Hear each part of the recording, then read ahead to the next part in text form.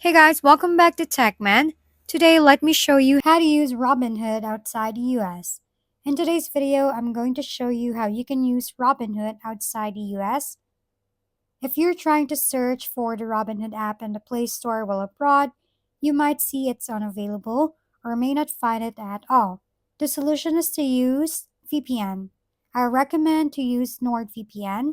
NordVPN is a top choice for secure, fast, and reliable connections, encrypting your traffic and masking your IP so you can safely access Robinhood from anywhere. First, let's go to your browser. Go to the NordVPN's official website, choose a plan. It's either basic, plus, or complete. Then download and install the app on your device. After opening NordVPN, connect to a US server to get a US IP address. Next, open your browser. Find a trusted source to download the Robinhood app, like Softonic or the Play Store.